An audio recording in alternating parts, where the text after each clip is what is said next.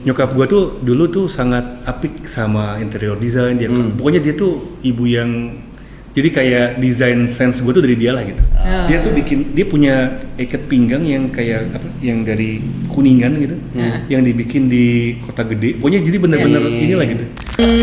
Lo tanya gue bangunan paling indah di dunia apa? Borobudur ya? Bukan, Prambanan. Prambanan ya? Menurut gue bangunan paling cantik di dunia Prambanan. Buat gue.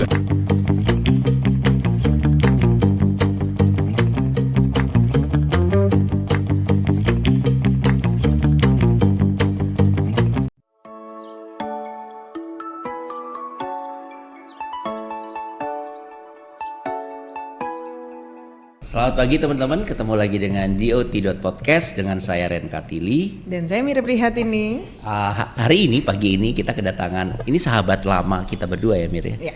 Mungkin gue lebih lama, asik. Seneng ya lo ya. Nah, tapi adalah seseorang arsitek ya, kita bisa bilang arsitek tapi ngerjainnya nggak cuma arsitek teman-teman. Beliau adalah Ruby Rusli dari Principal Biroe.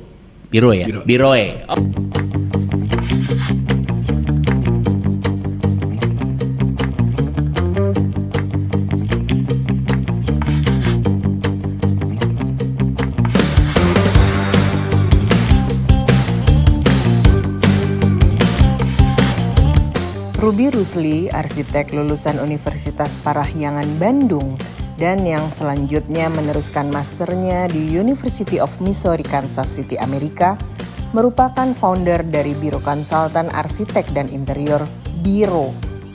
Banyak mengerjakan proyek-proyek pemerintah maupun swasta dan menjadi kebanggaan di dunia arsitektur, karya-karya Ruby selalu dekat dengan dunia teknologi. Terkenal sebagai anak badung alias nakal di masa kecilnya, Ruby justru banyak belajar dan banyak mendapatkan relasi dari kenakalan-kenakalan masa kecilnya. Apa sih itu? Kita dengar lengkap di .podcast Bendahap ya. Oke. Thank you Ruby. Selamat datang Ruby, udah datang di sini. Thank you. Jadi kita sebelum mulai tadi kita membahas soal Biroe ini ya. Sampai Yang sebenarnya yang panjang panjang banget. lebar. kayak delay 15 menit itu membahas Biroe aja. Tapi awalnya kan gue dengernya Biroe itu biru arsitek ya, nama biro lu awal-awal ya. Ini mau dilanjutin ya perdebatan mengenai biru ini ya. Artinya sekarang udah nggak biro arsitek dong. Jadi sebenarnya dulu tuh gue ngasih namanya biru architecture. Oh, dan architecture. interior, bukan arsitek. Jadi biru architecture dan interior karena visinya tuh produk. Bukan Produk. orangnya. Jadi architecture dan interior. Jadi bangunan tuh menurut lo produk gitu ya. Jadi bukan produknya tapi hasilnya lah, Hasilnya. bukan orangnya. Jadi biru architecture dan interior karena waktu itu saat lagi bikin itu kebetulan kuliah di luar dan bukan kuliah arsitektur, kuliahnya bisnis. Gue ngambil MBA, gue punya MBA. Oh, lu ada MBA-nya ya? MBA. Jadi gue mikir kalau nanti gue bikin company, gue turunin apa enggak. Jadi kalau gue habis nanti apakah ini bisa diterus? Jadi lu pengen yang netral ya? Ya, lebih ke corporate gitu. Ya, jadi gue naruhnya ke sana arahnya. Kemudian dalam perjalanannya ternyata proyeknya tuh nggak cuma arsitektur, nggak cuma interior. Jadi akhirnya diputuskan udah pakai nama biru aja. Ke bawahnya nanti gimana proyeknya lah gitu kira-kira. Tapi kita proyeknya lebih ke sekarang 3 dimensi. Semua bentuk yang 3 dimensi itu lo kerjakan. Sampai ke event production gitu kalau yang bentuknya 3 dimensi. Ada juga. Ada. Ya kalau misalnya kita suka bikin pop up architecture, pop up interior gitu, atau installation art kayak gitu. Ya ke arah situ lah kita coba explore ke sana gitu. Gak heran ketika G20 kemarin, ya itu kan bagian dari 3 dimensi yang lo ciptakan ya. Mungkin teman-teman di sini bisa di googling gitu ya. Ketika Ruby Rusli G20. Tapi sebelum lanjut ke situ, yang menariknya itu justru kita bicara biru ya. Ya lu bilang biru arsitek, ternyata biru arsitektur dan interior. Kita mikirnya itu tuh biru gitu ya. Apa kaitannya sama warna biru? Ternyata enggak loh. Ternyata kita bahas 15 menit sebelum kita mulai kita bahas lagi nih sekarang. Jadi biru itu sebenarnya nama gue, Ruby Rowesley. Oh, nama Biroe. Biru. gitu. Gue rasa orang-orang nggak tahu. Nggak, iya, dan banyak yang nanya sama gue, teman-teman gitu, lu kok kenapa sih biru tapi logonya nggak biru gitu? Karena emang bukan biru, bukan gitu. Iya, gitu cerita. Jadi gara-gara ada orang nanya company-nya apa saat itulah gitu. Jadi gue kotak-kotakin BIROE biru Pak gitu. Sampai sekarang. Jadi emang nggak ada arti yang lebih dalam, cuman biar cepet. Kan nama aja ya. Sesimpel biru. Tapi lu seneng warna biru? Suka warna biru. Cowok rata-rata sih seneng ya warna biru. Karena warna aman. Karena warna. Masa gue bilang suka pink itu kan pasti langsung ya, persepsi orang langsung masih beda. Nah, ini sekali lagi warna adalah persepsi. Iya, betul. Sama kayak birunya tadi kita pikir biru ternyata merah. Logonya. Logo lo apa? Gua tuh biru O-nya tuh warna merah rada oranye, itu sebenarnya gua dulu bikinnya merah putih sebenarnya. Jadi produk Indonesia anjir. Memang dari dulu ya cinta Indonesia. Ternyata bahwa dari dulu Ruby itu emang ya akhirnya mengarah ke situ juga kan. Event-event besar di Indonesia, Ruby ikut terlibat gitu ya. Banyak proyek-proyek Ruby yang memang membawa nama negara. Ya. Mungkin sebelum masuk ke situ ya dia, gue tuh kenal Ruby dulu ya. Pertama kali kita tuh saling mengunjungi proyek-proyek awal kita ya dia. Emang iya? Iya. Dia datang ke proyek gue di tahun 2010. Proyek gue yang pertama bahkan waktu itu rumahnya Andira. Lo datang ya? Dan gue ke tempat ke proyek lo juga. Nah, cuman pada saat itu lo masih ingat nggak sih ada sebuah obrolan kita yang gue sampai sekarang masih ingat. Kita tuh ngobrol gini nih. Kenapa ya arsitek itu ya terkenal lah, beberapa terkenal. Gimana untuk mereka yang nggak terkenal? Yuk Ren, kita bikin satu komunitas untuk arsitek yang nggak terkenal ini. Oh gitu. Yang ngomong gitu siapa? Kita berdua. Lo masih ingat gak sih? Iya. Kayak gini, kenapa semua orang harus masuk majalah? Kita bikin aja yang nggak dimasuk ke majalah gitu lah gitu. Iya Bi, ayo kita bikin. Ternyata sekarang dia melebihi arsitek yang diobrolin di majalah. Tapi berarti kalian sedekat itu ya? Lumayan, kita tuh deket banget. Cuman emang nggak sering ketemu. Ya beberapa kali ketemu. Iya. Tapi kayak kita kan ada Twitter segala macam, saling sosial media kita ngobrol. Gue tuh sama Ruby nyambungnya itu di beberapa klien kita berdua itu kita kenal gitu loh. Maksudnya kenalan dari situ. Ini kliennya Ruby, tapi dia juga temen klien gue gitu loh. Jadi circle project itu. Bahkan waktu itu kita nggak ikut asosiasi. belum pede ya. Makanya kita bilang waktu itu kayak kita tuh mikir gitu. Iya ya, kenapa arsitek tuh harus punya jenjang yang sama gitu, yang kayak dari sini dia akan terkenal di sini terus begini. Pokoknya gitulah jenjangnya. Sementara gua sama Ruby tuh anomali menurut gue gitu. Kayak kita dari luar tiba-tiba datang, dia kuliah dari luar juga, gue dari luar ya waktu itu ya. Kita ketemu terus ngobrol-ngobrol, ternyata adanya dia teman lo. Jadi ya nyambungnya banyak lah. Teman dia juga teman gue. Ya gitulah. Ya itu makanya. Kayaknya yang nyatuin kita adalah Kota Bandung. Kota Bandung ya. Benar. Gue ketemu Ruby di kondangan-kondangan. Lebih aneh. Dan tahu gue dulu lu tuh biasanya di Bandung kan, Bi? Gue orang Bandung emang. Maksudnya biro lo juga di Bandung? Enggak, jadi gue itu di Bandung sampai gue S2. Sebelum S2 gue gak pernah keluar. Jadi gue keluar kota ya ada berkunjung lah ya. Terus gue ke Amerika, gue pulang dari Amerika, gue ke Jakarta. Dan langsung dari Jakarta gue gak pernah ke Bandung. Kebalik gitu, jadi emang infrastruktur gue tuh terbentuk di Bandung, teman-teman dan lain-lain di Bandung gitu. Awalnya circle lo tuh banyak di Bandung ya. Bandung beautiful, Gimana itu ya? Sekarang udah enggak ya kayaknya. Sekarang slogannya udah enggak gitu.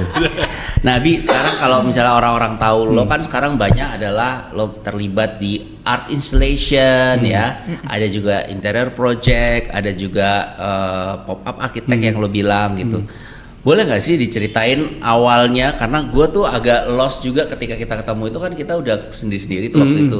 Gue nggak tahu lah bahwa dia tuh, oh ternyata dia di interior juga, di ini juga gitu. Nah, coba dijelaskan ini. Ini ada panjang ke belakang apa ya? Justru asik. Jadi gue tuh gimana ya? Gue tuh kuliah kan di Bandung. Tapi gue nggak pernah kuliah basically dulu tuh. Maksudnya? Gue tuh main mulu. Badung gue tuh. Anak Badung gue tuh gak pernah kuliah. Jadi anak Bandung. Nah, gue tuh dulu bergabung di kelompok Depot Kreasi Seni Bandung, DKSB zaman dulu tuh. Lu anak DKSB. Gue anak DKSB.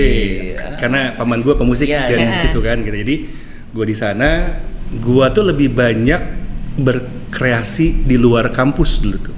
Bikin event, bikin pertunjukan, karena emang dunianya itu saat itu kan gitu. Jadi lebih senang ke situ gitu intinya. Lebih saat itu ya sangat challenging dan sangat ya anak muda ya, dan fast pace cepat gitu. Jadi gue tuh jarang masuk kuliah, suka ketinggalan segala macam. Jadi kuliah gue lama gitu, kuliah gue lama.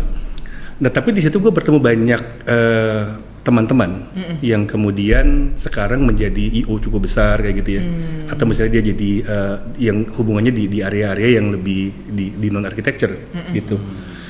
Tapi juga di kampus yang kebetulan juga di Cimbuduit kan di Unpar ya, teman-teman di Unpar juga kan sekarang banyak jadi arsitek lah ya, yang punya pegang lah sekarang di zaman sekarang. Jadi kita juga di situ, gue juga aktif di kegiatan justru yang non kampus dan sekolah. Jadi kayak misalnya dulu ada teater musikal dan dia kayak lebih ke sana. Jadi kita tapi punyanya Unpar gitu maksudnya. Punya Unpar gitu. Nah, jadi dari dulu tuh emang dunia kreatif itu memang udah jadi something yang emang udah sangat inilah ya. Mendarah daging lah di dalam gitu. diri lu gitu ya. Nah, dulu itu sebenarnya sebelum gue masuk Unpar, gue tuh mau daftar ITB. Pasti nggak keterima ya lo. Nggak keterima gue. Lu kan keterima, lu kan pinter. Keterima. Gue mau daftar ITB, gue masuk interior. Nggak gini, intinya gue masuk interior. Tapi kemudian gue cari, ya Bandung kan ITB. Terus udah gitu, cuman sebenarnya pilihan gue pertama tuh Unpar sebenarnya. Kemudian, jadi gue tuh mau masuk arsitek. Tapi waktu SMA, gue tuh masuk interior. Zaman SMA nih, jadi gue masuk interior. Tapi udah gitu ngobrol sama keluarga dan lain-lain, jadi gue mau masuk arsitek, gue masuk Unpar. Nah, karena masih ada keinginan yang lama, gue sama teman-teman gue iseng, kan sama ITB kan seru tuh kalau daftar. Gue iseng sebenarnya, gue nggak rame-rame gitu. Lebih seneng rame-ramenya sih sebenarnya. Seneng rame-ramenya. Iya, jadi ada teman yang keterima juga di double segala macam ya, gue nggak diterima. Tapi intinya adalah interest interior itu udah ada dari sebelumnya. Jadi makanya ya interior arsitektur. Itu ceritanya. Nah, jadi kalau dilihat sejarahnya, disiplinnya itu arsitek, tapi kemudian jiwanya interior. Ya, jiwa interior bener. Dan bahasa-bahasa yang kemudian dikenal tuh bahasa-bahasa kegiatan di event. Karena di event itu menurut gue belajar disiplin yang cukup kuat. Karena gini, event itu kan gini, lo latihan bisa 6 bulan pertunjukan, lo cuman punya pertunjukan 1 jam.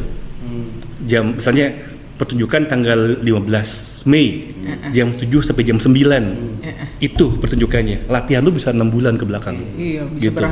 berhari-hari kan, ada tarian segala macam. Dan di DKSB itu biasanya kita bikin pertunjukan yang ada gabungan tuh, ada ada tarian, ada musik. Dan gua tuh waktu itu jadi sutradara atau asisten. Jadi gue di situ itunya tuh. Ya udah sampai ke sana lah gitu. Jadi kayak gitu. Jadi kayak iya, tapi di zaman dulu ya. Zaman dulu kalau ditindak ke zaman sekarang keren banget. Zaman dulu. Nah, jadi ada kesamaan antara kegiatan itu sama arsitek sebenarnya kalau gue lihat. Disiplinnya, terus gitu bagaimana cara project managingnya gitu. Nah, dari sana di Bandung ini kita melihat bahwa kota Bandung ini kota yang sangat kreatif. Lu teman-teman lu ya kalau di Bandung ya, lu kasih apa bagus lah gitu. Apalagi kayak di ITB teras gitu ya gitu. Pasti bagus gitu. Seneng dulu ya. Iya, dulu pas bikin suruh desain pasti bagus. Disuruh bikin usaha pasti berantem. Gitu pasti ya. Berantem. Berantemnya cuman rata-rata saat itu cuma 2. Waktu komitmen waktu ya. Jadi disiplin, yaitu ego basically. Ego. Sama duit ya. Padahal dua-duanya tuh kalau gue rasa kayak teman-teman gue tuh nggak ada yang jahat, nggak ada yang salah. Ya ego kita muda lah ya, kita seni muda. Kalau duit tuh contohnya gini, kayak misalnya lu kita bikin nih usaha nih berdua, terus gue bilang sama Mir kita bikin deh kekeluargaan gitu, biasa gitu. Kekeluargaan aja deh, nanti bayarannya pakai rekening gue dulu.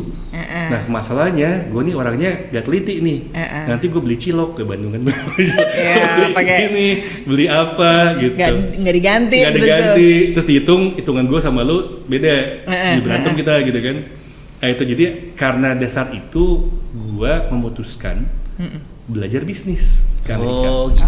Karena data-data yang gitu. Ada pengalaman gitu. Jadi gue belajar bisnis, gue ngambil MBA. Dan bermanfaat nggak? Bisnis. Setelah lu So belajar far. bisnis itu, Nah gini, atau kekeluargaan itu tetap ada? Gini, gue tuh bukan orang bisnis basically. Gue tuh orang kreatif. Jadi waktu gue masuk kreatif sama bisnis itu soalnya kontradiktif. Benar, jadi waktu gue masuk ke dunia bisnis itu tuh bener-bener kayak mindset gue tuh langsung dari kanan ke kiri ya. Jadi gue ngeliat pas lagi ke kampus ngeliat Excel tuh kayak yang ini ngomongin apa sih gitu. Gue kayak yang tidak indah kan, tidak menarik. Nah cuman anyway, gue belajar di Amerika, disiplin gue terbentuk, gue kerja di sana, nggak jadi arsitek, gue kerja di medical equipment company. Ini kan, gue kerja sebagai database administrator, MIS. Ini dunia gue yang lain nih. Di Bandung gue dunia kreatif. Tiba-tiba gue menjadi ke dunia situ. Bisa jadi, mau gitu loh. Iya, jadi kalau lihat teman-teman gue yang di Bandung tuh, mereka kenal gue gondrong gitu kan, dreadlock dulu. Pernah gue di dreadlock, rambut gue segini dulu panjang, ya zaman 90-an. Nanti pas disiarin ada fotonya ya. Nah, pas di Amerika rambut gue pendek. Jadi gue punya 2 kelompok yang berbeda, yang kalau diceritain kayak masa sih pasti iya. Lu pernah gondrong gitu. Iya masa, terus lu ngapain ngambil bisnis? Lu ngapain kamu? Lu kenapa nggak ngambil bisnis kayak gitu, jadi 2 itu. Anyway, setelah itu gue pulang ke Indonesia dan emang ternyata kecintaan terhadap arsitektur tuh gak hilang. Gue memutuskan bahwa jadi arsitek gimana pun juga gue pulang jadi arsitek. Nah, dari cerita tadi lu mulai kenal kira-kira background yang gue punya lah ya gitu ya. Jadi waktu datang ke Indonesia itu ada beberapa tawaran. Apakah mau bikin, yang berikut adalah entrepreneurship. Entrepreneurship tuh udah jadi passion gue. Jadi gue punya 2 passionnya, design dan entrepreneurship gitu.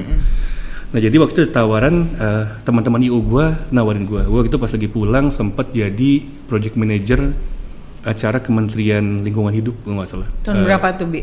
Tahun 2005. 2005 lagi ya. Iya, jadi tapi gue jadi running itu, tapi passionnya ternyata udah nggak kayak dulu. Jadi waktu gue itu ada yang hilang, jadi kayak this is not me gitu. Sementara arsitektur tuh nggak pernah bener-bener kita dulu suka bikin lah, tapi nggak pernah gue jalanin lah gitu. Jadi sekarang tuh kesana. Nah di perjalanannya ada teman-teman yang orang IO yang kemudian ternyata punya problem, punya challenge lah. Dia membutuhkan satu tempat di mana harus dibangun pop up architecture jadinya gitu. Itu kira-kira dulu tuh lumayan gede loh, 2000 meter gitu tuh. Jadi sebenarnya pop up architecture tuh udah lazim di zaman tahun 2000-an ya? Sebenarnya gini, pop up architecture tuh istilah yang gue sebutkan lah ya. Gue nggak tahu ini. Pada saat itu apa istilahnya gitu? Iya. Intinya adalah harus membangun satu bangunan yang kemudian hilang. Kan event kan paling cuma seminggu, paling lama 1 bulan gitu kan. Terus dibangun dia hilang. Jadi kalau terus mereka bilang, gue biasanya kalau desain gini ngomong sama teman-teman production gue, kebanyakan anak-anak grafik gitu ya, yang ya bagus-bagus, cuman pengertian terhadap structure itu emang nggak sampai sana gitu. Terus kalau ngomong sama arsitek, jago-jago. Masalahnya materialnya mereka tuh material arsitektur yang panjang. Nah teman gue yang itu gue waktu itu yang kayak, gue tahu masalah lo. Kayaknya lo cuma tinggal butuh arsitek yang mengerti bahasa lo gitu. Jadi gue tuh mencoba masuk. Akhirnya yang pertama itu kita bikin satu bangunan dengan rigging panggung. Rigging kan structure kan, gitu. Jadi yang kita coba bikin bangunan waktu itu yang nyari gue itu Backcraft Festival gitu. Backcraft Festival 2018. Dia tuh baru-baru ini ya, berarti artinya 10 baru, tahun. Setelah sekian lama lah. Jadi itu kan gue udah ketemu lo tuh bikin rumah tinggal. Jadi waktu gue pulang itu membangun arsitektur dulu nih.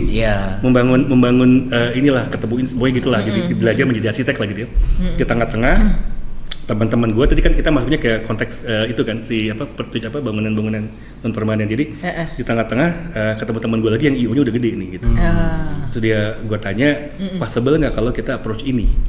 Awalnya dia tuh karena baru, buat dia juga, wah ini kayaknya nggak mungkin 2000 meter dengan waktu 4 hari. Bagaimana cara membangun 4000 meter dengan 4 hari gitu kan? Terus gitu, iya. Tapi gue waktu itu lihat teman gue nunjukin video bikin structure panggung segitu kuat, segitu berat, cuman dalam waktu setengah jam. Oh bisa. Bisa ada satu set, dan kalau di Amerika tuh kan kayak di football, American football, tengah-tengahnya kan ada, iya kan? Iya benar-benar. Itu kan panggungnya gila kan? Masuk panggung, hilang lagi. Iya. Menurut gue, bila itu bisa dilakuin, dan apa yang lu minta possible dilakuin. Tapi ada nggak barangnya di sini? Rigging panggung biasa aja. Struktur biasa. Ya? Karena kemudian yang juga gini, kalau arsitek udah pasti jago lah. Masalahnya dia pakai bajanya ya. Kemudian mau dikemanain setelah itu kan gitu. Baja hilang kan. Kalau rigging kan nyewa. Nyewa. Jadi itu yang kita bawa aja sebenarnya polanya cuma merubah pola material aja gitu. Nah di Amerika itu MBA gua tuh adalah operation management kebetulan. Jadi operation management tuh ngomong sistem kan, ngomong pabrik, ngomong sistem. Jadi bicara tentang just in time inventory. Jadi nyambungin nih semua nih, nyambungin semua prosesnya dari passion gitu. lo, dari ilmu yang lo pelajari, dari kesempatan yang ada di Indonesia gitu ya. Betul. Jadi gue coba. Jadi waktu mendesain tuh nggak mendesain bangunan, tapi mendesain sistem. Barang ini muncul dari pabriknya. Jadi di pabriknya harus bikin apa sebagian gitu. Nanti dikirimnya bagaimana, kapan kita bikin project management system. Desainnya tuh dari awal gitu. Sistem ya. Sistem. Ya. Nah jadi pas Backcraft Festival tuh waktu itu sama Elwin Mok. Elwin yang pertama kali ngajak gue. Elwin tuh waktu itu diminta, kemudian. Oh iya, dia di Backcraft udah ya. Iya, waktu itu dia. Jadi waktu itu dia ketemu gue karena kita udah lama lah kayak pengen naksir-naksiran, pengen kerja bareng lah gitu. Kayaknya ada kebetulan ada kesempatan nih gitu, dan akhirnya kita lakukan dan alhamdulillah berhasil saat itu. Jadi dan 4 hari itu gini, jadi sebenarnya seminggu. Tapi kemudian waktu di Surabaya itu ada acara yang mau disatuin nih ke inilah, jadi akhirnya cuma 4 hari. Nah waktu kita desain awal itu mereka kayak yang wah gimana gitu, tapi begitu dikasih mindsetnya mereka mengerti dan oke. Bahkan waktu udah jadi tim si eventnya tuh lebih jago dari gue, ya katanya barangnya mereka kan. Gue ngitung 4 malam, dia ngitung jadi 3 malam. Jadi udah begitu, jadi cuma ngomongin tentang mindset, proses dan itu gitu. Benar. Itu startnya gue masuk ke pop-up architecture. Nah setelah itu ya tinggal jalan ke yang tadi ya G20 dan lain-lain gitu. Itu apa? Kalau mungkin istilahnya temporary architecture kali ya. Bangunan temporary lah. Bangunan temporary ya. Nah, Ruby itu kan, gue sama Ruby lumayan hilang. Terus pertama kali tahu Ruby itu lu bikin di Milan apa di mana ya? Nah iya itu 2015. Gitu? Jadi itu bahkan 15 kan? Iya 2015 tuh. Itu salah satu temporary architecture juga atau? Iya 6 bulan kan? 6 bulan kan? Tapi itu bangunan asli kalau itu bangunan bukan yang sistem yang lo bilang tadi itu bukan? Enggak, kalau itu dia bangunan asli tapi juga terhitung harus cepat. Itu kan cepat itu kan. Bangunan asli itu maksud lo dia tuh nggak akan dibongkar gitu ya? Dia akan dibongkar, cuman dia harus berdiri seperti bangunan. Ada structure kayak beneran. Iya. Karena jadi waktu di Milan tuh kan kita tuh, jadi gue Milan tuh kan gue bareng si Bogel. Si Dani Hermawan, Bogel, bareng si Miranti. Bogel Jerman teman-teman semua nih. Di Bogel. Jadi bareng Bogel kan baru balik tuh saat itu. Dia jago parametrik lah gitu. Jadi waktu itu tuh Miranti sebenarnya diajak. Kebetulan yang megang Didi Petet almarhum. Didi Petet almarhum tuh gue kenal dari kecil, dari DKSB. Yeah. Jadi nyambungnya begitu. Jadi dia mencari arsitek, Miranti nge-rekomendasiin gue awalnya. Itu ada Ruby yang biasa bikin kayak gitu. Lalu gue ajak Nah si Miranti ini dia tuh lama di New York, di KPF kan, si KPF. Jadi dia internationally hubungan sama arsitek luar biasa lah gitu. Lalu ada si Bogel, Dani Bogel. Sebenarnya Bogel itu siapa sih nama sebenarnya? Dani Hermawan. Formologics. Formologics dipakai ya Bogel kan, dan dia mungkin di situ ya. Jadi dia lagi itu, jadi kita barengan itu. Berarti di 2015 itulah sebenarnya pertama kali yang ada hubungannya dengan pemerintahan lah ibaratnya gitu ya. Sebenarnya jadi Backcraft itu ada sebelumnya. Udah jauh sebelum itu. Tapi dia nggak gede-gede, dia kecil. Backcraft ini. Jadi kita bikin pop up buat Backcraft, kayak booth kecil, nggak segede itu. Terus gitu bikin si Milan. Lalu Backcraft 2018, 2015 kalau nggak salah itu bikin. Cuman kalau yang si Bogel, kalau yang Milan itu kan ini ya lebih. Milan tuh acara apa sih? World Architecture Festival yang sekarang di Osaka. Sekarang di Osaka nih. Pada ke Jepang nggak? Gue mau ke Jepang. Agustus. Barengan. Ikut. Akhirnya berjanji bersama. Jadi pengalaman istilahnya gini, kebandelan kita zaman dulu itu ternyata nyambung di belakang, gitu. Iya sih, itu yang gue lihat dari Ruby ya, mungkin karena dengar ceritanya juga, lo kan temennya mamanya anak-anak juga kan, anyway gitu. Anak-anak ini, anak-anak hipster di zamannya gitu, anak-anak gaul Bandung gitu di zamannya kan. Nah, jadi ketika berjalannya waktu sebenarnya nggak masalah juga. Ini pelajaran juga buat teman-teman yang gue tuh jarang kuliah kok, sering mainnya apa segala macam. Itu tuh sebenarnya bagian dari proses juga, bahwa pembelajaran terhadap architecture itu bukan cuma di kelas doang, sesempit di dalam kampus dan itu kelas, gitu. Justru kalau gue lihat dari Ruby ya, kelebihannya adalah networking yang dia bangun gitu loh. Ketika teman-teman yang lain di kelas tuh kan networking nggak ada tuh. Kita cuma dapat jalan, dia malah sudah membentuk main membangun jejaring tanpa sadar. Networkingnya udah dibikin dari dia zaman kuliah, kebayang nggak lo? Ya mungkin dia nggak ada di kelas, tapi di luaran kan dia membentuk jejaring yang justru menurut gue ini membantu dia pada saat dia berkarir, ketika yang keluar dari kampus gitu ya. Sementara dia udah sap gitu. Gue bercanda sama teman gue gini, ada teman gue pintar banget, dia kuliah cepet kan. Terus gue bilang makanya kuliah jangan cepet-cepet, kenapa? Nggak banyak kenal lo sama. Iya benar. Itu benar. Apalagi sekarang tuh anak-anak kuliah 3 tahun udah lulus, tau nggak sih lo? Betul. Tapi kalau sekarang beda ya, kalau gue rasa beda. Kalau sekarang tuh, gitu ya. Kalau dulu tuh kita kayak gini aja, kita gaul tuh kan harus keluar gitu kan. Kalau sekarang kan sosial media, lu udah basically gua sama lu udah ngobrol jadi kalau gua rasanya sekarang challenge udah beda ya. Anak sekarang harus pinter kalau sekarang, kalau menurut gua. Apalagi dengan kemudahan teknologi yang ada tuh kayaknya harus semua lagi jadi serba gampang gitu ya. Tapi justru harus yang diperkuat ya di dirinya sendiri gitu, untuk mempergunakan semua teknologi yang ada lah gitu kira-kira. Jangan jadi korban lah misalnya. Iya.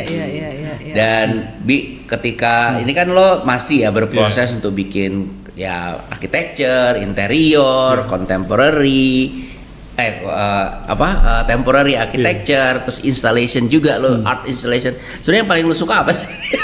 Maksudnya yang ya kan tadi udah banyak nih ya. Gue mungkin supaya temen-temen tahu bahwa passion lo tuh di mana sebenarnya. Berarti terlalu serius ya gue. Iya, dari semua yang tadi gak serius sekarang kita coba tanya. Jadi sebenarnya, jadi gini, semua itu karena gue tuh always questioning. Oh gitu. Jadi kayak bertanya tentang, jadi kayak arsitektur tuh kan media buat gue. Jadi kayak bedanya gini, kalau kita sebagai desainer ya, lo kan, lo rumah tinggal lah misalnya, lo banyak, Mira kan jago banget nih, interior rumah tinggal. Lo kan di order kan? Di order kan? Kadang-kadang kan gini kalau arsitek tuh, atau interior ya, karya lu, tapi bukan punya lu. Iya kan? Kalau misalnya gini gue bilang, interior lu bagus, gue lihat dong, bentarnya izin lu apa yang punya rumah, kan bukan punya lu kan? Emang kalau lu nggak gitu? Arsitek ya. Nah, jadi ada pertanyaan-pertanyaan yang kita tidak, buat gue tuh tidak lebih bebas di luar dunia arsitektur atau interior. Gue masuk ke ranah installation art. Izinnya ke elu sebagai pembuat. Iya benar, karena ya kan apply art ya kalau arsitek sama interior kan. Tapi begitu kita bicara instalasi kan udah ekspresi.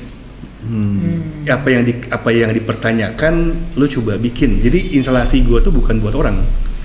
Instalasi gue buat gue, jadi gue mempertanyakan ruang, jadi gue mencoba mempertanyakan ruang lebih dalam gitu. Ada duitnya nggak sih itu, Bi? Pada akhirnya ada, serius, awalnya ya. Bener-bener pada awalnya itu isengan gue aja. Gue tuh kalau iseng udah aja bikin gitu. Awalnya tuh ada temen nih, dia ada di Bandung, si Bubu Kenny, nama Bubu Kenny itu dia produser tari. Dia bikin acara di Nuart waktu itu di Bandung Sculpture Park. Waktu itu ada penari, ada Mas Eko Supriyanto dan lain-lain gitu. Dia minta bikin satu instalasi yang kira-kira dia bilang sama gue, Mas bikin dong satu instalasi yang tapi jangan jadi latar, berdialog gitu. Terus ya dia sama gue tuh temen SMA main teater, dia tahu gue lah gitu. Dan gue selalu ngomong sama dia, gue pengen bikin instalasi, terus dia nantangin gini sama gue, dia adik kelas gue, dia bilang, Mas lu ngomong aja, bikin dong kali-kali gitu, dipanasin gue, gitu tanda gitu.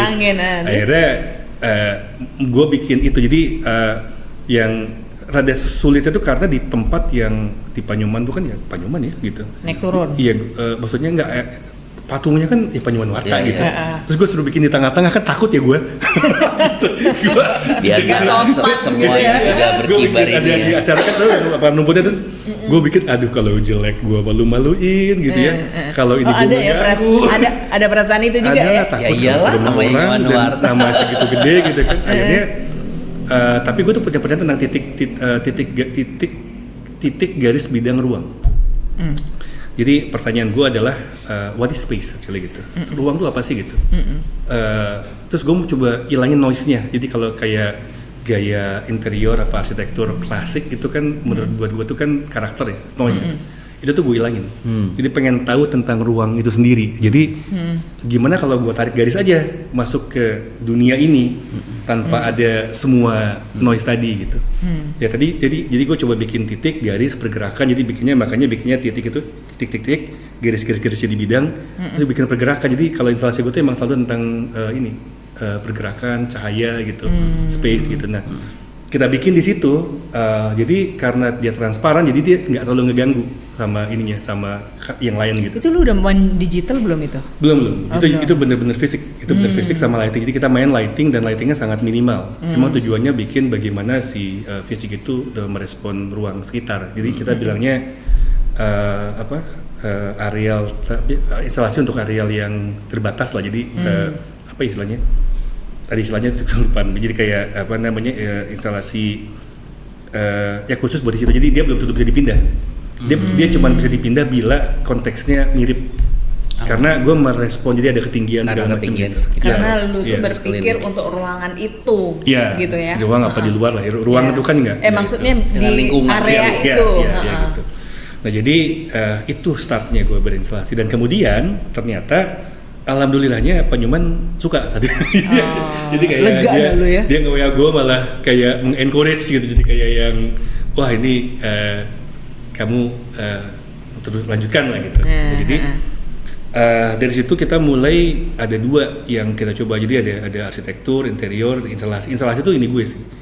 Dan pada akhirnya tadi lo tanya kan duitnya apa enggak? Ada ya? At the end ya? Iya, at the end akhirnya ada yang lihat dan suka. Kayak art aja. Kayak lo jual art. Jadi kemudian ada satu kurator, Monalim namanya. Dia tuh orang Indonesia di Switzerland. Dia teman gue juga sekarang. Dia tuh waktu itu bawa satu installation teknologi. Teknologi namanya apa lupa gue. Lupa. Jadi di sini dia bikin teknologi, dia ngundang artis-artis luar negeri dan Indonesia, termasuk kayak di Panuntun, 9 Matahari. Jadi ketemu teman-teman situ. Nah instalasi gua apa ya namanya tuh ya? Iya, jadi gua tuh emang dari dulu emang suka teknologi dalam arti pengen tahu bagaimana kalau si fisik ini ditabrakin sama teknologi waktu itu kita mapping. Jadi sebenarnya basically pergerakan si cahaya dan pergerakan. Iya. Jadi instalasi Google Mapping gua bareng kinetik teman. Bukan sih? Belum. Istilahnya belum ya? Belum. Kinetik kan Mas Elwin ya. Dia jago banget itu. Jadi kita justru kalau instalasi gue tuh diem. Dia bergerak kalau lo bergerak. Karena dia garis gitu. Pergerakannya tuh muncul karena lo bergerak gitu. Kayak arsitektur basically kayak ruang gitu. Nah jadi dari situ diajak ke sana ya udah tuh jadi bareng. Nah itu ada duitnya. Karena hitungannya kan dibayar. Iya. Lo masuk dibayar buat bikin itu. Jadi dari situ mulai namanya kebentuk ke beberapa tempat. Nah terakhir itu kita ngebantuin Efek Rumah Kaca konser. Efek Rumah Kaca di konser dia bikin album waktu itu di Senayan. Terus terakhir di Joyland. Jadi kita bikin barengan waktu itu si Arafura yang nembak proyektornya. Sama mereka, sama si Efek Rumah Kaca. Itu seru sih. Jadi, nah itu tuh juga, jadi kayak gimana ya, lu harus bisa mengukur bagaimana instalasi itu menjadi bagian dari si pertunjukan mereka gitu. Jadi nggak terlalu ganggu, tapi supporting, balapan gitu ya. Juga. Nah jadi jadi kayak ada areal-areal di mana di sisi yang ini lu bisa berekspresi lebih artistik, dalam arti lebih ke arah inilah ya, artistiknya lebih jauh dibanding si structure arsitektur dan interiornya gitu. Oke, lu berarti kan ya buat sesuatu yang ikut mendukung suatu salah satunya itu pagelaran, ya kan, event. Nah, Apa bedanya yang lu kerjain dengan Jay Subiakto kerjain? Beda-beda. Kalau Jay itu kan aja. dia ya kreatif director, dia kan pegang semua lighting segala macam dan lain. Sebenarnya in a way dia bukan instalasi dia tuh. Mas Jay itu dia ini sih ya expert banget lah ya. Dia kan juga dia motret segala. Jadi matanya tuh visual banget lah gitu. Dan dia emang startingnya emang dari awal kan begitu ya, panggung dan lain-lain gitu. Kalau gue tuh pelan-pelan, jadi gue lihat apa yang bisa gue lakuin. Jadi yang gue bikin panggung dulu, jadi gue tidak mengatur. Jadi di instalasi gue ngatur lightingnya. Tapi kalau di pertunjukan itu, jadi kayak gue ngatur lighting buat instalasi gue. Tapi kemudian gue akan ngobrol sama orang lighting panggung buat pertunjukan yang lagunya begini, bagaimana kira-kira bisa. Jadi kita saling support. Kira-kira kalau kira gitu ya. Iya. Beda ya berarti ya. Beda skalanya aja. Iya, skalanya lah. Dari skala. Kalau dia parsial di bagian yang panggung installation lo.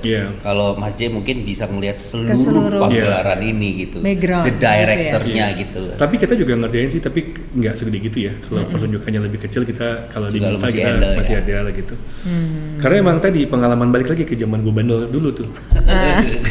Jadi ada gunanya banget ya. Jadi zaman dulu tuh gue ngelatih teater. Gue cari duit, gue di Unpar tuh, gue tuh banyak keluar karena apa? Zaman dulu ya, lo kayak gimana sih lo dapat duit tambahan kan seneng. Gitu ya.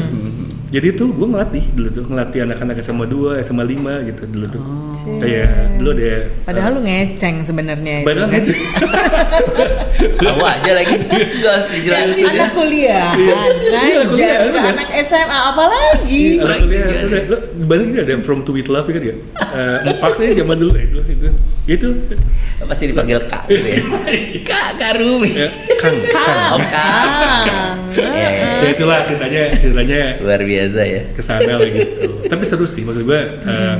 Dan pada akhirnya profesi lu tuh nggak cuman kayak di arsitektur aja. Iya. Makanya kan, dia lebih luas sih ya. Iya sebenarnya mungkin kalau ya mungkin teman-teman juga gitu. Tinggal passion lu di mana sih, meluaskannya itu kemana gitu loh. Kalau dia udah dengan background event, background pagelaran gitu, sehingga mau nggak mau arsitektur dibawa ke sana masih bisa gitu.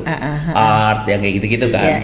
Cuma ada yang gue pelajari ya. Jadi kayak pada akhirnya sekarang ini ujungnya tuh kalau gue lihat itu adalah experience ya. Pengalaman ruang. Yang dibilang pengalaman ruang tuh kan kita sering bicara ya tentang pengalaman ruang. Betul. Nah jadi panggung itu ngajarin gue tentang itu. Karena panggung itu kan bener-bener kalau dibilang kayak arsitektur interior itu kan ruang binaan. Ruang binaan. Lo perhatiin di panggung tuh lo pengen bikin satu tempat di mana dia tuh sendu, panas, sedih gitu kan. Itu kan dibentuk binaan kan sebenarnya. Nah terus itu dibawa ke rumah tinggal. Lo pengen bikin bagaimana rumah ini buat si klien gitu. Rumah yang kemudian ambience-nya jadi gimana? Benar. Jadi kayak tapi dengan teknik-teknik rumah tinggal ya gitu. Kita nggak bisa bikin panggung yang terlalu silau gitu misalnya. Terus kemudian kemarin kita terakhir masuk ke retail. Retail tuh sangat ini ternyata karena retail itu sekarang jadi experience place kan gitu. Jadi lo datang tuh lo harus membedakan yang lain tuh apa yang mau diceritain gitu. Dari mulai lightingnya. Apa yang mau dijual gitu. Kenapa lo harus kesana gitu. Oke, lo misalnya beli baju A yang sama ini tapi kenapa lo kesana dibanding ke situ gitu. Itu jadi kayak akhirnya itu juga masuk, ini nyambung semua masuk ke tadi yang lo bilang dan yang si KTT tadi. Konferensi tingkat tinggi itu kita yang kita bangun itu adalah experience di mana si kepala negara ini masuk datang ke satu tempat yang dia harus di brand, jadi kayak suasana di mana dia datang sampai duduk dan kemudian setelah duduk itu kemudian bagaimana dia makan siang, jadi kita barengan tuh kan sama PCO-nya. Jadi experience-nya tamu itu tuh lu benar-benar perhatiin ya untuk sampai dia duduk dari luar gitu ya. Iya, dan kemudian kan ada kamera kan. Belajar juga sama teman-teman TV. Dulu tuh kan ada Mas Wisnu Tama kan saat itu. Jadi dia yang bener-bener inilah gitu. Jadi kita belajar kayak misalnya lo tuh ngelihat si Ren nih enggak. Jadi ada waktu datang dia harus sadar secara ruang. Tapi waktu duduk lo harus sadar sih mukanya belakangnya apa, ininya apa, karena mereka jadi close up gitu. Belakangnya apa, dan waktu ngomong ini harus ada di sini misalnya logo Indonesia atau apalah gitu. Jadi detailnya menjadi cerita ruangnya kemudian. Jadi kayak ya akhirnya bisa banyak ininya dan berguna di profesi yang menggunakan kita di si space itu gitu. Makanya dia ribut sama tempat tisu bentuk ini. Iya kan? Nanti kita bikin polling ya buat teman-teman sini. Ini kira-kira di take out atau enggak? Di take out atau bisa stay di sini? Soalnya pembicara tamu kita ini komplain. Tapi bener ya. Kayak film aja kan berarti kan, bahwa pertama ngeliatin dari satu kamera yang luas, mulai mungkin sampai ke close up kita gitu bahkan ya, atau seluruhan satu frame gitu ya. Dan kalau misalnya kayak kemarin ya di KTT itu kan kita emang diajak untuk bisa melihat segala suasananya sampai ke tempat makannya itu kan itu tuh maksudnya gimana ya? Ini gue lagi memetakan itu kan danau kolam ke kanan tuh mereka kan kiri gini. Kanan terus dia turun di tangga itu. Saat G20 kan. Dia lewat lift. Jadi waktu Apurva tuh kita bareng Halloween kan. Itu jadi kita dari depan tuh pakai video. Videoin di depan. Jadi jalan terus kita sampai ke bawah. Arah mana dia dari mulai dia di atas tuh. Terus begitu dari tempat makan tuh dia turunnya tuh lewat mana. Nah, semua yang dia lewatin tuh harus kita suasanakan. Jadi yang susah tuh adalah gini, jangan sampai menjual hotelnya, tapi menjual eventnya. Gitu. Karena hotel Apurva ya tentunya di CM kan, bagus banget kan gitu, musuh di Dodo gitu. Jadi kita tuh mencari ini gimana caranya supaya konsentrasi pada G20-nya gitu. Jadi itu yang kita manipulasi supaya orang pas lagi lihat G20 gitu. Nah itu sulit karena hotelnya ya luar biasa bagus kan. Hotelnya gitu. Udah jadi dengan gimana supaya nggak ke-distract gitu ya? Iya ke-distract gitu. Jadi kita taruh dan pada akhirnya diturun ke bawah ke si Bambu Dome tadi gitu. Iya, Bambu Dome itu kan di ujung dekat pantai ya, dekat ujung kolam itu. Itu orang datang melalui pinggir itu atau orang lift ke bawah? Jadi dia lift ke bawah terus pakai bagi gitu. Oh. Nah, tapi baginya biasanya kalau hotel kan dari belakang. Nah, kita minta dari tengah supaya punya suasana pohon-pohon tuh. Kalau yang di tengah itu. Dia itu di situ. Nah itu tuh nanti jadi gini, begitu masuk kita branding tuh, taruh ada logo G20, ada ini gitu, jadi kita lihat posisinya di mana supaya waktu lewat kamera tuh ada sorot kelihatan gitu. Itu juga kalau lo lihat ya si Bambu Dome ya, Bambu Dome itu tuh di desainnya tuh ngelingkar kan, oval. Lingkaran tuh ada 41 orang loh, 42 gue lupa. Mengkonstruk itu. Bukan 40 kepala negara. Yang datang. G20 20 kepala negara. Plus 20 atau 21 tamu. Jadi kayak ada ketua FIFA dan lain-lain lagi UN segala macam. Jadi dibikin lingkar itu karena harus berkesan equal, bulat. Nah, cuman yang menarik ini nih, bicara tentang arsitektur interior di acara ini nyambung ke semua kan. Lo harus ngebangun sesuatu dalam waktu lo cuma bisa loadingnya 3 minggu. Lo udah 3 minggu. Bagaimana caranya membangun itu dalam waktu 3 minggu, istilahnya gitu. Awalnya tuh pernah dibikin tenda-tenda bagus lah. Tapi waktu itu pasti kasih ke Pak Jokowi. Kayaknya Pak Jokowi masih kayak ada alternatif lain nggak ya gitu, karena tenda itu kan banyak miripnya lah, ada kawinan, bagus-bagus sih gitu, tapi dia takut inilah gitu, dan tempat itu kan tempat kawinan, gitu kan.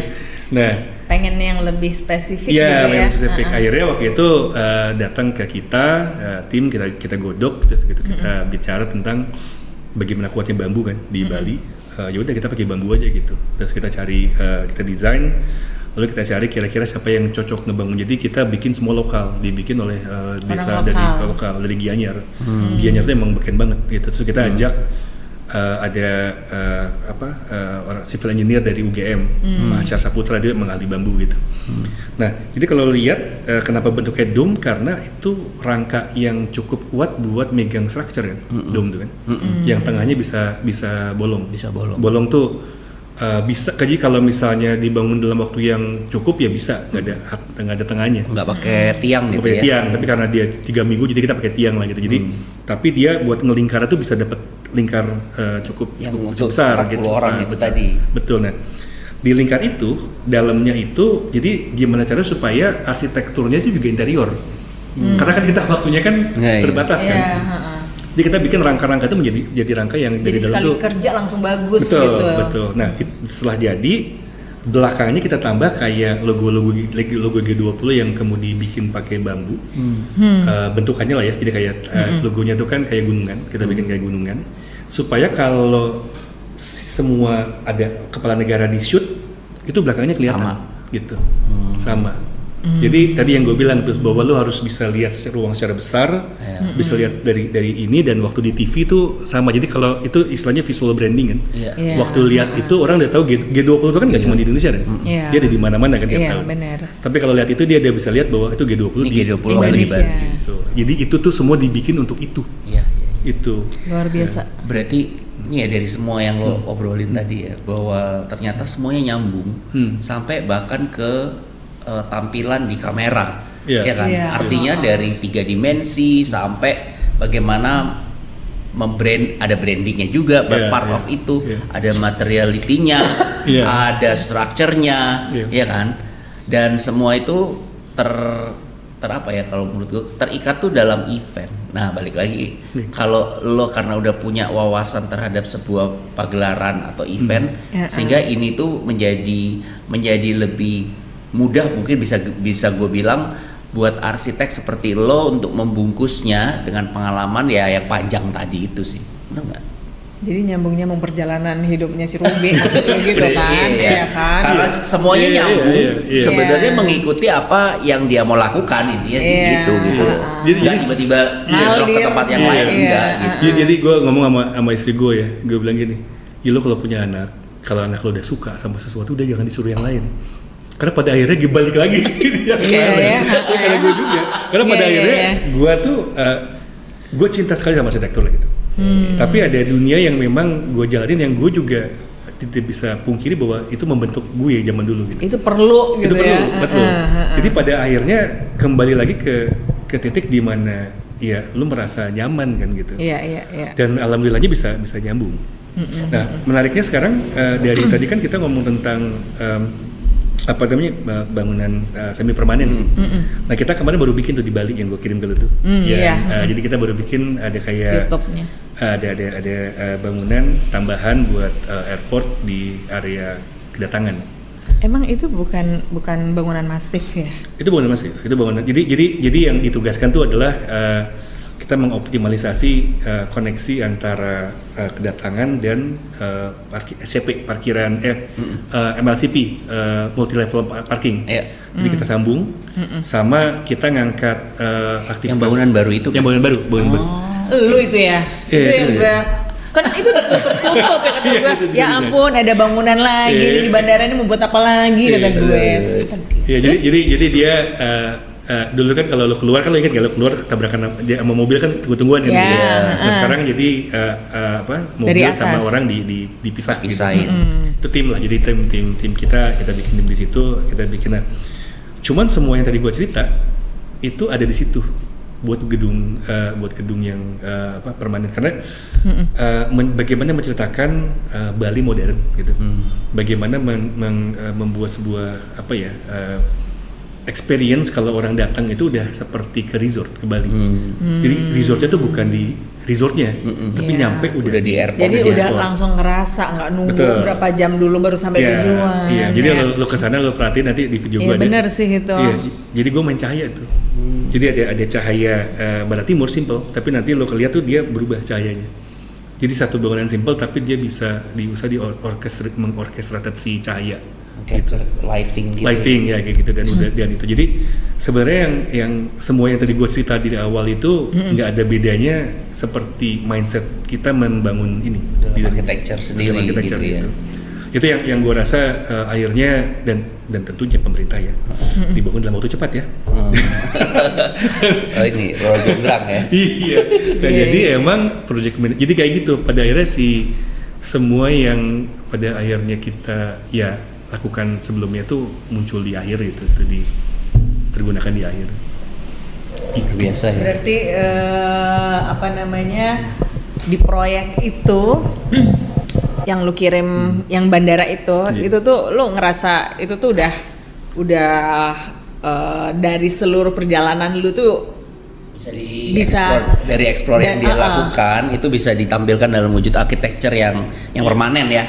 Kalau yang kemarin-kemarin kan masih temporary, kemudian sebenarnya kan gini, gua parsial gitu di antara yang tidak permanen itu kan kita juga project rumah tinggal.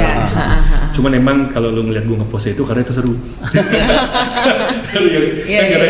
Kalau yang lain kita taruh di project buat biru kan. Beda misi kalau beda misi lah, beda misi sama beda klien. Kalau misinya yang sana kan kliennya jelas private, pengennya ini sangat pribadi dan gitu. Ini kan ini lebih ke diri sendiri, lebih ke Ruby, lebih ke Indonesianya, gitu ya, ke culture-nya lebih banyak dan lebih kental yang bisa lo olah gitu kan. Luar biasa ya. Seneng ya. Kemarin terakhir kita sekarang belum jadi tuh ya. Belum jadi. Masih bongkar-bongkar ya. Nanti kita lihat. Jadi teman-teman mungkin yang sering bolak-balik ke Bali, nah ini ada salah satu karya Mas Ruby yang sangat lumayan waktu setahun kemarin ganggu ya. Bikin apa lagi? Bukan yang baru selesai gitu ya. Bikin apa lagi sih? Tapi artinya kalau gue lihat tuh dari semua yang Ruby bikin juga Indonesia kental banget nggak sih, Mir? Maksudnya lo tidak mengambil inspirasi dari mana-mana, lebih kebanyaknya ya lo mengeksplor Indonesia sehingga apapun yang lo bikin tadi ya kayak instalasi atau temporary tadi atau bahkan ya yang sekarang di Bali ya itu benar-benar eksplor dari situ ya Bi. Iya. Saya kalau gue nggak tahu ya mungkin kita di saat ya kayak lo di Jerman gitu ya, lo belajar banyak dari orang Jerman yang sangat presisi gitu. Cuman kita kalau kita lihat Indonesia tuh kan sangat, ini ada pengaruh dari nyokap gue sih. Nyokap gue tuh dulu tuh sangat apik sama interior design, pokoknya dia tuh ibu yang, jadi kayak design sense gue tuh dari dia lah gitu. Dia tuh dia punya ikat pinggang yang kayak apa, yang dari Kuningan gitu, yang dibikin di kota gede. Pokoknya jadi bener-bener inilah gitu. Jadi dari kecil tuh udah terbiasa melihat, udah terpapar ya detailnya. Jadi gue ngerasa dan bangsa kita kemarin gue ke Borobudur, ke Borobudur ngeliat, ya kita selalu ke Borobudur ya. Cuman kemarin tuh gue berusaha melihat sebagai coba kita bercanda, gue bilang ini kalau project manager Borobudur pusing karena dia ngukir gitu ya. Terus ini sambungan batunya dari sini, jadi dia tuh nggak nyambungnya nggak begini Ren, nyambungnya tuh begini. Gitu ya? Jadi nyambungnya begini tuh ke sono gitu kan. Lo itu salah di sono kan gak di sini. Terus nariknya gitu. Jadi gue ngeliatnya kayak Indonesia tuh hebat banget. Dari dulu tuh dan kebetulan pas lagi kemarin sempat bantu panggung teater, cerita tentang area kemerdekaan kayak Sultan Syahrir dan lain-lain. Jadi kita tuh dari zaman dulu tuh emang udah very intellectual gitu ya Indonesia tuh. Kalau mau ngomong ke Majapahit bahwa kita pernah ngalahin di Mongol, bukan Mongol apa sih, Cina itu, jadi kita tuh kerajaan yang emang luar biasa. Iya, dan kita sampai kemana-mana jejakannya dan kemana-mana. Jadi gue ngerasa bahwa kayaknya banyak yang dieksplor di kita gitu. Jadi gue rasa nggak usah jauh-jauh lah gitu. Dan kita melihat yang lain punya kemampuan lebih lah gitu ya. Tapi di kita tuh dan apalagi kalau misalnya jalan-jalan ke daerah, bagaimana melihat rumah tradisional yang luar biasa. Banyak banget yang ini ya, yang bisa dilihat dan dikerjain. Iya. Jadi gue merasa kayak lo mau pakai ini kan, gue bercandanya gini, lo mau pakai jeans, mau pakai ini kan kita modern ya. Kulit lo selalu matang, udah nggak sebohong gitu. Lo bisa boleh apa kulit lo ini gitu. Embrace aja udah gitu. Jadi itu yang kita explore itu tuh gue. Walaupun lu pakai pemutih gitu, tetap ya selalu mateng. Iya, jadi udah aja Indonesia aja gitu. Tapi ya, lu ngomong gitu gue jadi ingat ya. Kan gue waktu itu kemarin posting gue di Colosseum. Terus tuh temen gue tuh bilang gini, tau nggak? Mir, bagusan mana Mir? Colosseum sama Borobudur? Boleh nggak lu jawab? Bagusan mana? Hah? Borobudur ya? Gue tuh mau jawab itu, gue sampai Lo tanya gue, bangunan paling indah di dunia apa? Borobudur ya? Bukan, Prambanan. Prambanan ya? Menurut gue bangunan paling cantik di dunia Prambanan. Buat gue. Kenapa tuh? Karena bentuk-bentuknya tuh jadi kayak tajam lancip terus ya, gitu kayak cantik emang cantik bentuknya. Cantik, jadi kayak menurut gue tuh lo nggak usah jauh-jauh ngelihat arsitektur, bukan nggak usah jauh, lo punya referensi lah boleh lah, tapi Prambanan tuh menurut gue salah satu bangunan paling cantik di dunia, dan dia pernah jadi bangunan paling tinggi di Asia Tenggara ya, di Asia saat itu. Jadi kebayang nggak teknologinya tuh sampai ke situ. Ibaratnya mungkin sekarang lihat apa ya, Burj Khalifa kali gitu kalau yang sekarang gitu. Segitu gitu. Itu zaman itu di Asia zaman dulu gitu. Terus gue kebayang waktu itu ya kayak ngayal gitu. Dulu tuh belum ada bangunan tinggi. Terus lo naik kuda apa jalan kaki di antara gunung-gunung gitu, orang gitu jalan kaki. Terus dari gitu lo ngelihat pas lagi Borobudur Prambanan kan, lo ngelihat pas gitu bangunannya gila. Nah itu tuh rasa itu tuh kayaknya saat itu tuh mungkin seperti lo lihat sekarang bangunan yang keren-keren itu. Feelingnya sama, pengalaman ruangnya, waktunya aja yang beda. Tapi nggak menghilangkan keindahannya di saat ini juga gitu ya dia. Iya, dan keteknikannya jadi keteknikan kita juga luar biasa ya. Iya. Jadi lo mat batu gimana bos? Iya. Dan langsung jadi structure.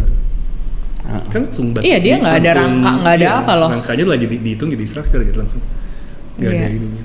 Langsung jadi mikir, oh iya juga ya. Iya. Lever kayak gitu gimana cara bentuknya ya? Menarik-narik strukturnya berarti emang harus diikat kan itu. Iya. Kan? Jadi kalau gue rasa emang kenapa lo tanya kenapa Indonesia, gue rasa emang ya banyak ya. Jadi bisa kita cari keluar. Dan kalau ngelihat kemarin tuh gini, jadi gue jalan-jalan sama teman gue nih, si Ragil. Chef Ragil, si Mei itu teman gue di kampus. Chef Ragil tuh di keliling Indonesia gitu. Dia tuh kan senangnya keliling Indonesia, dia belajar makanan tradisional, kuliner, terus gitu dibawa, kemudian di inilah ya, di explore balik lah gitu. Nah waktu itu gue punya kesempatan jalan ke Jailolo gitu, bikin ada Jailolo Festival gitu. Jadi Jailolo Festival tuh ada festival di area situ buat bawa memetakan Jailolo di peta gitu ada. Nah kita dapat tugas bikin acara di bukit di Jailolo yang timur itu sunsetnya wah gila itu. Bagus. Gila cakep banget. Itu lu ndaki sendiri gitu? Nggak ada bukit ya. Jadi kita ada naik mobil. Oh iya. Bukan gunung. Gue mau nanya, lu masih kuat ndaki? Iya. Cuman kemudian dari 1 kilometer kita jalan keluar gitu ya. Nah waktu itu kita jadi bupatinya nanya acaranya di mana. Jadi gue bilang ini acaranya bagus nih dibikin. Jadi gue tuh bikin kayak bangun areal di tengah hutan, perkampungan sementara gitu. Isinya itu adalah tempat orang makan, sama pertunjukan teater kuliner. Jadi semua makanan dibikin sama Ragil, ada ceritanya, dibikin pertunjukannya. Nah pertunjukannya itu dibikin oleh 7 suku, dimainkan oleh suku-suku yang ada di situ. Lucu banget. Iya, jadi di suku itu terus gitu makanan juga oleh mereka. Jadi kita cuma mau bikin ininya, ceritanya gitu, dimainkan oleh mereka.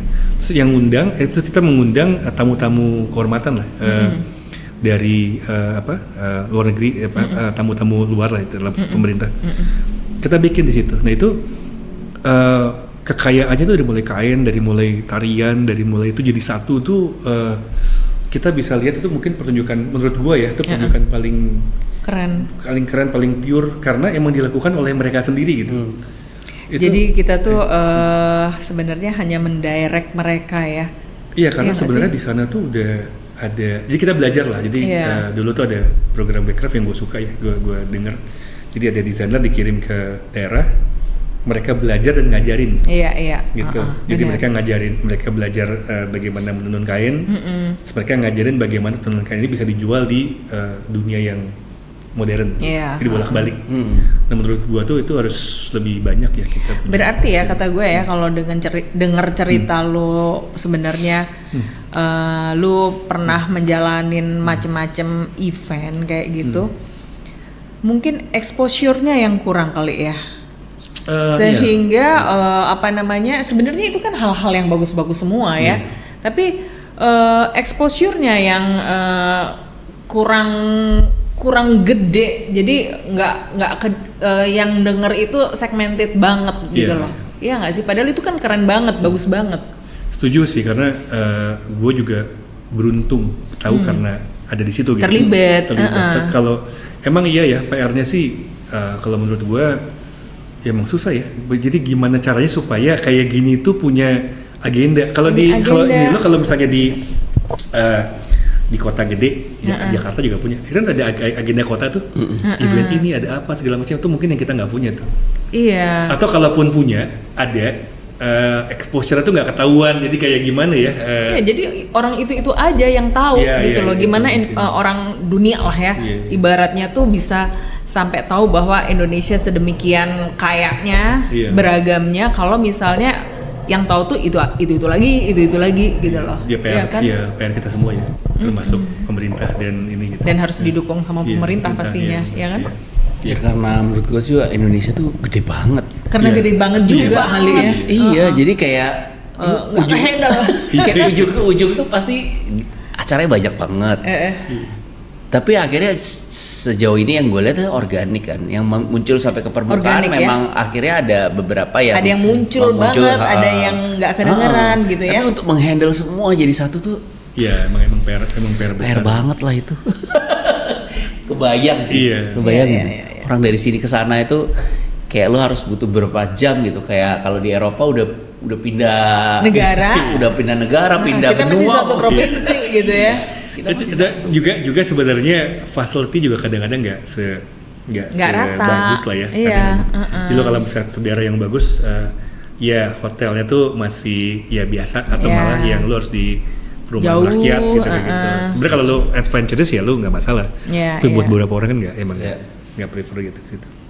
Bener banget. Jadi ingat suami gue yang ini dia males banget kan. Kalau gue kan senang ya tinggal di rumah orang gitu, hotel yang bagi gue itu unik. Kalau dia tuh kan, gitu loh. Ya nggak, itu menggambarkan bahwa di dunia pun sama atau di Indonesia pun sama. Orang yang mau sampai ke situ belum tentu ya adventurer banget gitu loh. Nah mungkin kalau mau sama rata ya fasilitas itu juga disamakan sehingga orang bisa menikmati semua apa yang dinikmati orang lain gitu. Iya. Bi, ya? Ini setelah lo melakukan semua ini ya, masih ada lagi gak? Apa yang mau lo lakuin lagi? Masih ada impian lo yang belum kelar gak? Yang lo mau capai? Kalau impian masih ya. Kayaknya kan kita nggak akan berhenti lah sampai selesai. Cuman emang yang paling dekat adalah ngerapiin company sih.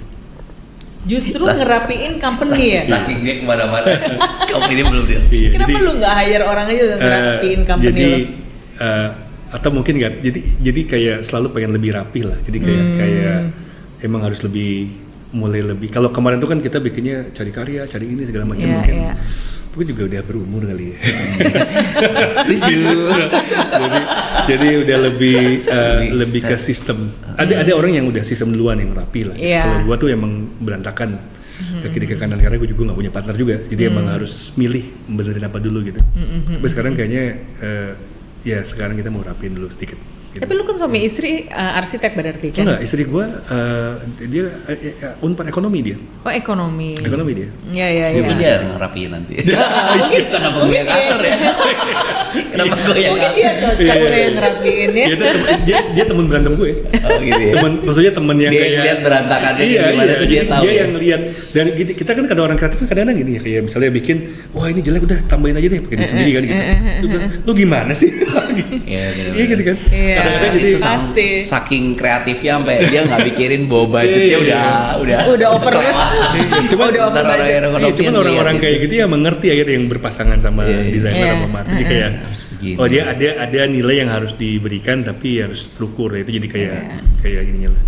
Itu semua terukur. Tapi nah, kalau ekonomi kan gini, kalau orang ekonomi itu semua harus terukur. Kalau orang kreatif tuh nggak ada ukurannya. Nggak ada tapi gini, jangan don't worry, karena orang-orang kreatif gitu ya, Ruby, lu bisa bilang gini ke istri, nggak apa-apa, ntar cari duit lagi.